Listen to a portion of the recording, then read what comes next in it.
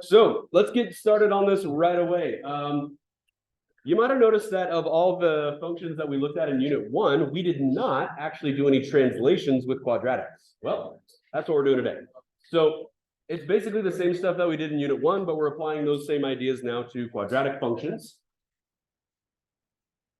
So we're going to be looking at specifically how the values of h and k inside and outside the parentheses affect the quadratic function.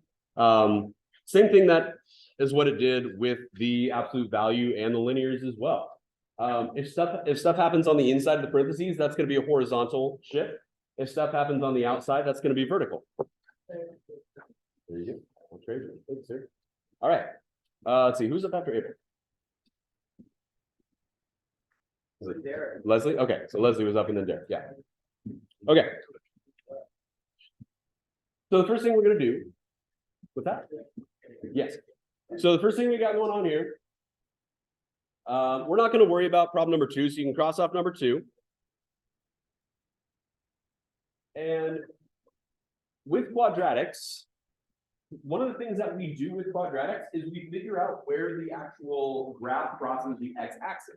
So everybody real quick, go ahead and take your graphing calculator, go to the y equals menu, and clear out whatever.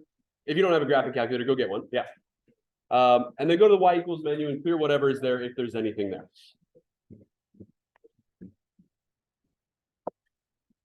Clear out whatever's there if there's anything there. Yeah, take any one of those. Ooh, no worries. All right. So type in this function right here into your y equals menu. Clear anything out that might be there already. So we're going to go with 3x squared minus 2x minus 21, and then hit graph. And you will see kind of a long and narrow quadratic. You can't even see the bottom of it, but it's there. And when you're looking at that, it appears that the graph crosses the x-axis. I don't know, maybe that's like negative 2.2-ish. We don't really know. And then over here, that looks like a 3, yeah? So about negative 2.2 and positive 3.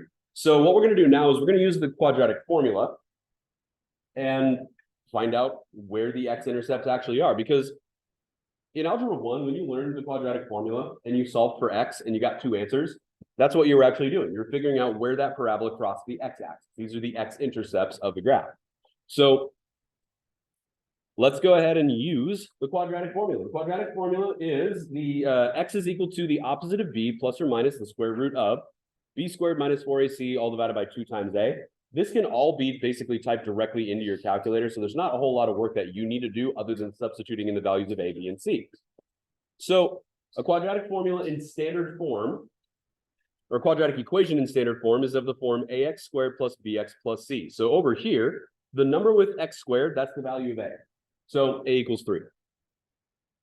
The value of b is the one that's next to your regular value of x, so that would be negative 2. So b is negative 2. And then the constant value without a variable at all is the value of c, which in this case would be negative 21. So c equals negative 21. So what we need to do is plug those values into the quadratic formula, and we'll just use our calculator to do the math for us. And we'll get 2 answers. And I'll tell you why we have 2 answers in just a moment. Some of you might know already. So we're going to write x equals. B is negative 2, so the opposite of b is going to be what? Positive 2, or just 2, yeah. So we're going to say 2 plus or minus, and then square root of. B squared would be negative 2 squared. You don't have to write negative 2 squared. You can actually write the answer to that. What is negative 2 squared? Just 4. All right. So 4 minus 4 times the value of a, which is 3, times the value of c, which is negative 21. All over 2 times the value of a. A is 3. 2 times 3 is 6. So that's what we're going to have our calculator do the math for us on. There's 2 problems to be done here, and that's because of this symbol here, plus or minus. So there is an addition version where we add the stuff on the numerator and divide by 6, and there's a subtraction version where we subtract the stuff on the numerator and divide by 6, which is why we get 2 answers. So on your calculator, You can hit, I believe you can just hit the clear button. It'll take you back to the home menu here, back to the home screen. So we're going to have two versions of this equation, one with a plus on the numerator and one with a minus. First thing we need to do is get a fraction. So for fractions on this calculator, hit the math button underneath alpha, the button right underneath the green one. Scroll to the left one to get over to the fraction menu, or you can scroll to the right 4 times, but left is 1. And then we're just going to choose this first fraction form here, numerator over denominator, hit enter. So there it is. And now we're just going to go ahead and write in exactly what we have on our paper. So we're going to say 2 plus square root is the blue symbol above the x squared button right down here. So you're going to hit second and then x squared, which is just the same as the scientific calculators here. And we'll just type everything in. So we're going to say 4 minus 4 parentheses 3, close it, and then a new set of parentheses with a negative 21, close it. You don't need to hit times or anything. Your calculator understands what you're doing there. And then go to the denominator and type in 6, and then hit enter, and x equals 3. That's one of our answers, which we actually saw on the graph. So one of our solutions is x equals 3. The other answer was a negative. We looked like it was maybe about negative 2.2. We'll see what it ends up being. There's actually a really easy way to retype this in with a minus instead of a plus. And there's a copy and paste feature that you can use on this calculator, as well as the scientific ones. If you push up a couple of times, it will highlight the original problem in light blue. Once it's highlighted, just hit enter. So hit up a couple of times, highlight the original equation in blue, hit enter, and it will copy and paste that entire equation.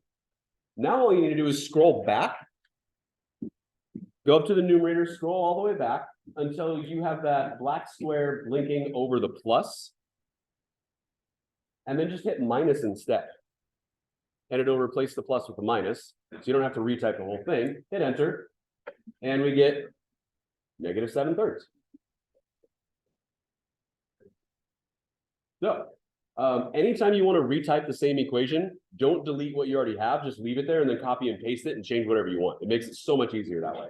All right, so negative 7/3 is the other one. And we're going to write this in set notation real quick. Yeah. So our answer in set notation will be x is equal to, and go from least to greatest, 7/3, comma 3.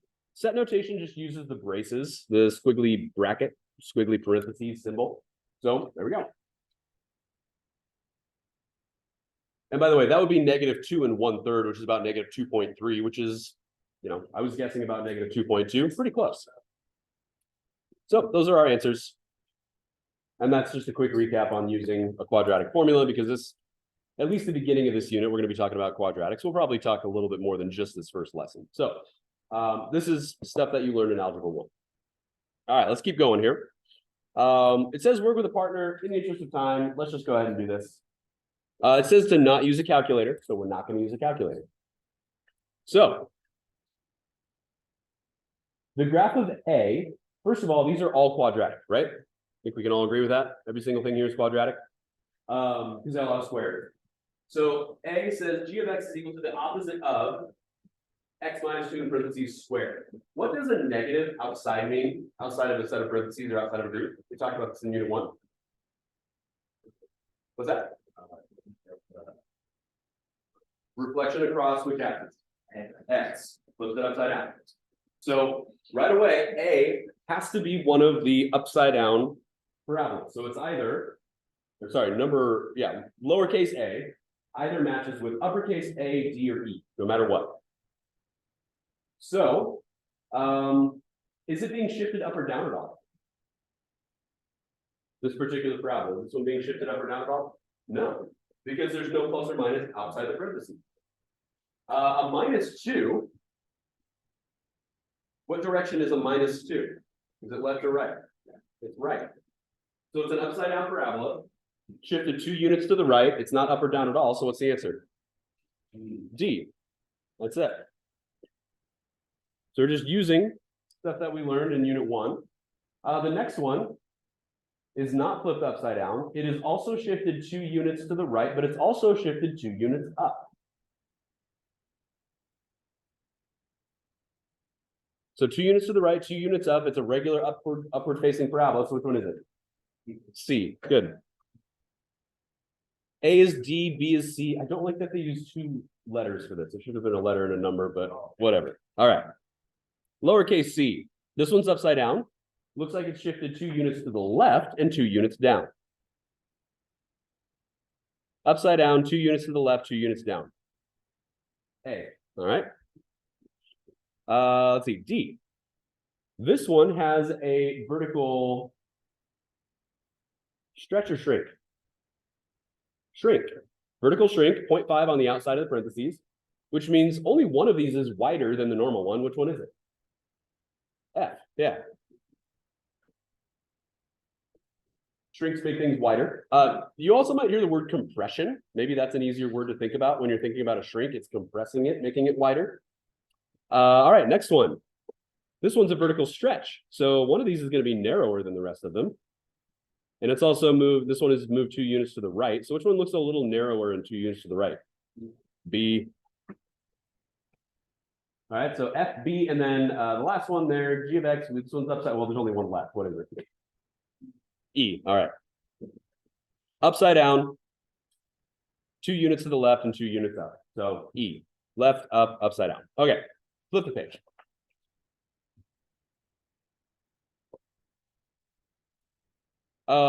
All this business here.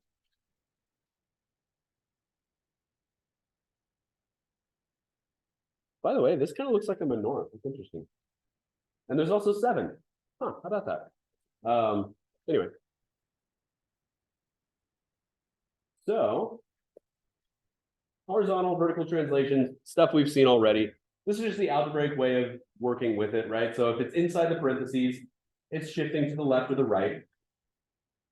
By the way, f of x minus h, that's just the function. That's this thing here. So this is still the left side. This is still the right side. That's what it's showing, is that f of x turns into f of x minus h, whether it's left or right. F of x is equal to x squared. So f of x minus h would be x minus h squared. So this is the translation in function notation. This is the translation as it would appear on your graph. Function notation on your graph. Y equals y equals. These are both representing y equals. Everybody okay with that? Same thing over here. Y equals y equals. So if you take your function and you add k, the function is x squared. So you take x squared and you add k. Up or down. That's what's going on here. So it's going to the left if h is less than 0. It's going to the right if h is greater than 0. We've talked about this before.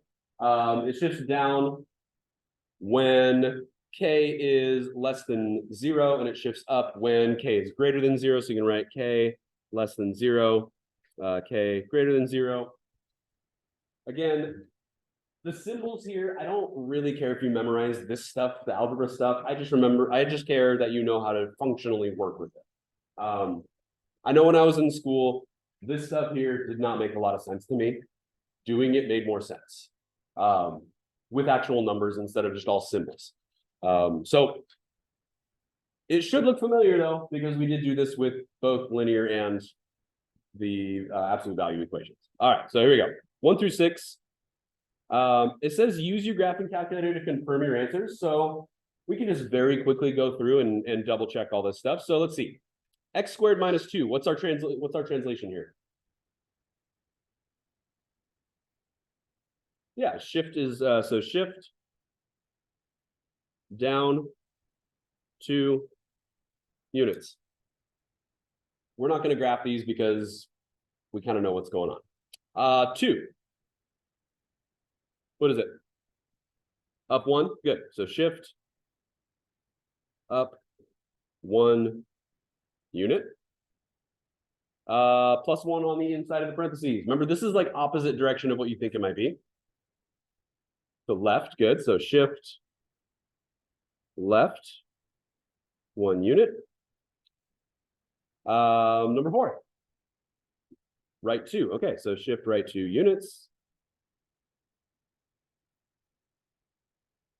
Like I said, these notes are not going to take very long today because it's pretty much what we've already learned, which is nice. We get to keep reviewing it. which might be really good for folks who need to make corrections to their test. Because it's the same stuff, except with quadratics. I'm sorry, what? I don't, what? I don't understand what you said. You said today, right? No, tomorrow. Oh, today. Okay. All right. And the next one? Shift 5 units. What are we doing? What direction? To the right. So right 5 units. And then 6, 2 things. What are we doing? Doesn't matter what order you write it in. Down 1, okay. So shift down 1 unit, or you can just say down 1. You don't need to write units if you don't want to. You can just say the number after. Definitely write shift, definitely write direction, definitely write the number. And then what's the other one? Left 2. Good. So shift left 2. Okay, cool. So lots of stuff that we did in unit 1. Flip the page over. Let's keep going. More core concepts here. We already saw these ones as well. Hey, how about that? If you have an upside down parabola, that means it was reflected across the x-axis. That is a vertical reflection across the x-axis. And again, this right here is still the same left side of the equation. And this over here is what's happening when you apply that negative to the outside of your parentheses. Which, since this is the only thing here, it doesn't need parentheses in the first place. It's just the opposite of x squared. It flips it upside down. A reflection across the y-axis, as we saw in, that'd be the horizontal one, flips it this way. And with a parabola, it's the same thing. Because if you take a parabola, I shouldn't say any parabola. If a parabola has not been shifted at all, how about that?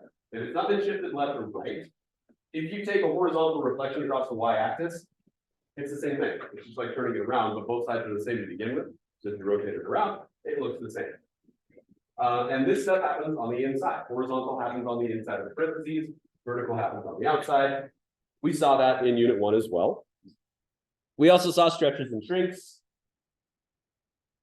So we can review that again. I'm not going to get into the details of all this stuff here. We may as well just practice it. Thing you need to remember, horizontal stretches versus vertical stretches. Vertical happens on the outside. Horizontal happens on the inside. Okay. 7 is a mystery. We'll never find out what it meant. That's okay. All right.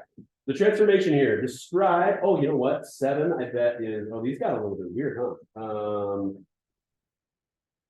Let's call. Ooh, really strange. Let's call this one number 7. So there's number 7. What is our transformation?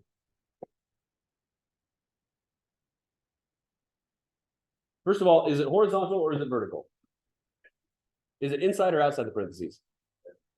It's outside, so it's vertical. Okay. And is it a? Yeah, I was going to say, is it a vertical shrink? Is it a vertical stretch, or is it a vertical reflection? It's a shrink. You can also call it a compression if you want. If the word compression makes more sense in terms of something getting wider, that's fine to use as well. Compression, shrink means the same thing. What's our factor? 1/4. So by a factor of 1/4.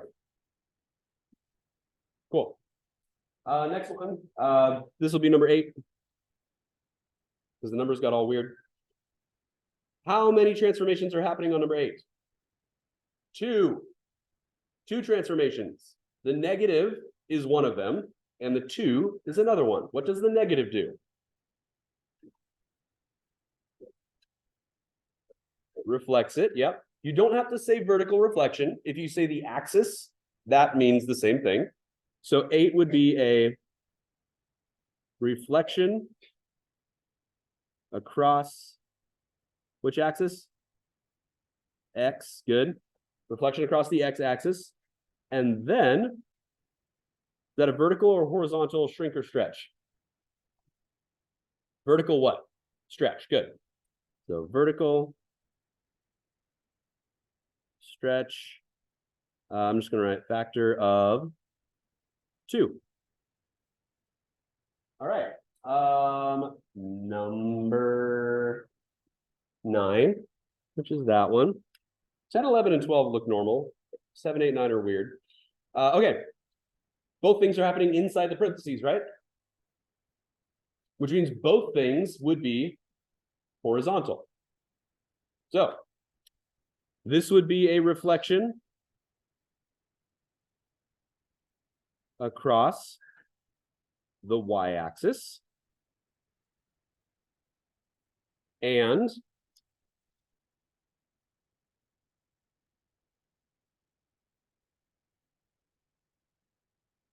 is it, so definitely horizontal. Now, is it a horizontal shrink or stretch?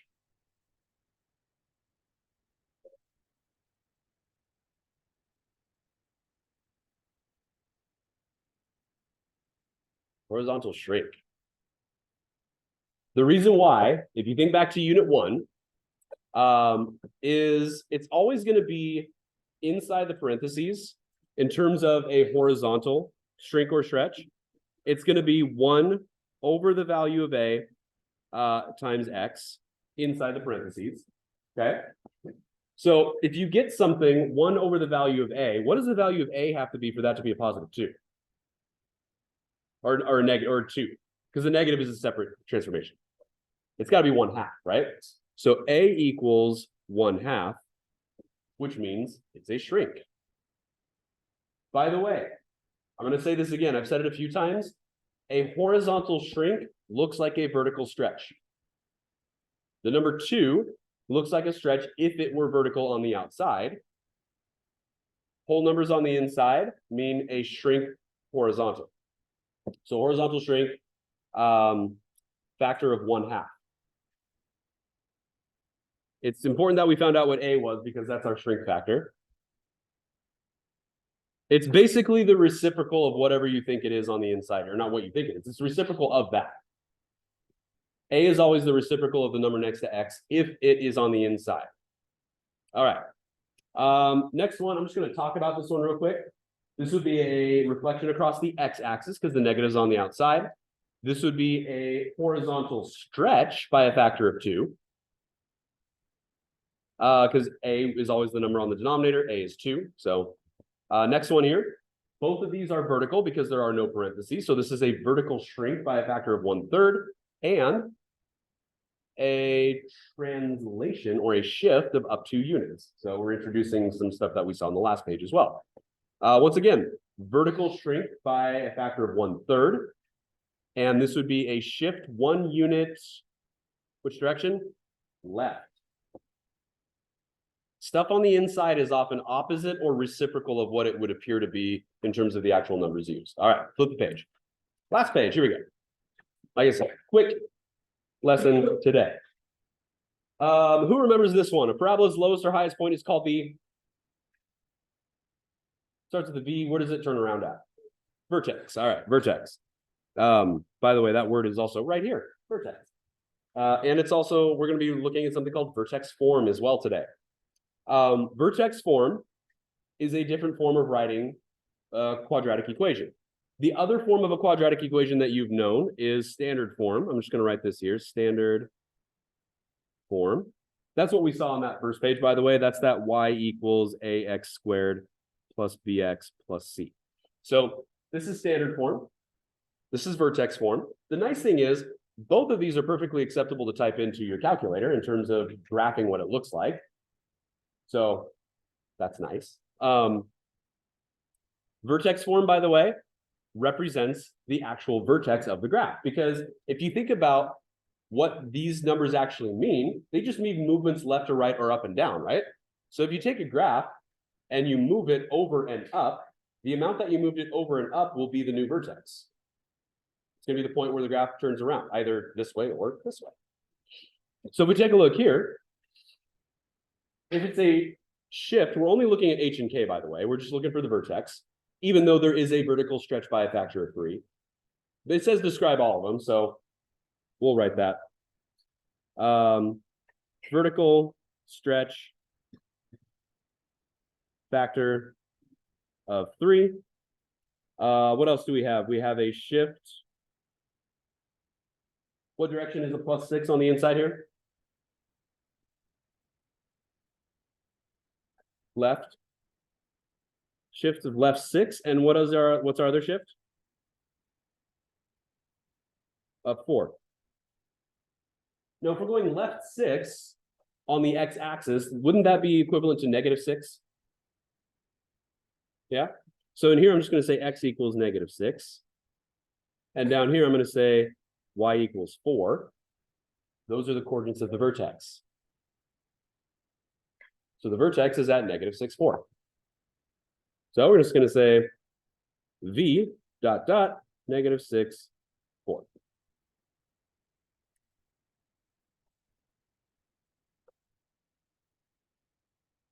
So we're only doing one thing in addition to what we've already learned. But we're actually not even really doing anything different, I don't think, because if you go left 6 on the x-axis, that means it's -6. If you go right, that means it's a +6. If you go up, it's a positive on the y. If you go down, it's a negative on the y. So you're just taking the left and the right, deciding whether it was a positive or negative for the x's and the y's, and you're writing it as a coordinate as your vertex. That's the only new thing we're doing today, really. Everything else is stuff we've done. All right, so vertical shrink, yeah, for 14. Factor of 1/3. We're going right 2 units. We're going down 5. Let's just write the vertex on this one, though. What's our vertex?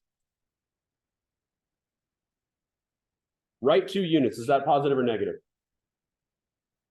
Positive. So that's 2, comma, down 5 is -5. Cool. 2, -5. That's our vertex. All right. Next thing. We've got a couple more here, and then I will show you what the assignment is, even though I haven't given you your page yet. I'll have you can take a picture of it. It'll go on Google Classroom as well. All right. We got f of x equals x squared, vertical stretch by a factor of 3. It says write a rule. So basically write an equation and then identify the vertex. Okay. So vertical stretch by a factor of 3. So that's going to be reflection across the x-axis. Then we're going to follow that up with the translation of 3 units down. So this is kind of a 2-part thing. So the first one is going to be the middle one. Let's just go with h for the middle one because we're going to have to finish up with a g of x. So we're going to have h of x equals vertical stretch by a factor of 3, reflection across the x-axis. Those are both vertical changes, meaning neither of them will include parentheses. So that would be -3x squared. That's our first transformation. The second one, you're going to translate this 3 units down, which is also another vertical. And it's down 3 units, so that'll be -3x squared minus 3. Did we move this one left or right at all? No. There was no shifting to the left or right, meaning our vertex x value is what? 0, because it didn't go left or right at all. And the y value? -3. By the way, you're welcome to double check these with your calculators or Desmos if you're at home. I would always recommend checking the graphs just to make sure. All right, next one. We got a horizontal stretch by a factor of 2 and a translation of 2 units up. Okay, so h of x so equals 4. Then everything goes in, not everything, but the x goes in parentheses. Horizontal stretch by a factor of 2, a is 2. And in the parentheses, when it's a stretch, it's 1 over that value. Or a shrink, it's 1 over that value. So this will be 1 over 2x squared on the outside. And then we're also going 2 units up. So we're going to add 2 to the 5 on the outside because it's vertical. So that'll be +7. We are then going to reflect that across the x-axis. Now, real quick, we don't have multiple things happening inside of our parentheses here. Thank you. Nothing multiple is happening inside the parentheses, meaning we can just multiply the 4 times the 1/2. What's half of 4? 2. Okay. So that'll be g of x equals, we are reflecting this across the x-axis, which means, here's what we're going to do. We've got a negative and then parentheses. I'm going to multiply the 4 and the 2 to make it 4 by the 1/2 to make it a 2. So 2x squared plus 7. Here's what some people forgot to do on the very last problem of the test, by the way. when there is any kind of vertical stretch or shrink or vertical reflection, and there are multiple things in the equation already, that thing has to distribute to everything. The announcements for Tuesday, September 19th, 2023. Group 1 of the Chefs Club is meeting this Thursday from 3:05 to 4:30. If you signed up for Chefs Club and don't know what group you're in, please check your email. The STEM Club will be having their first meeting on Thursday, September 18th during lunch in room 215. We'll stop there. Mr. Rice's room. Please help us plan STEM activities for the entire school year. We got a few more We've minutes. provided, I'm gonna show you the assignment. and that's all the announcements. Here's the joke of the day. Why did the kid cross the playground? Get to the other slide. Have a great day.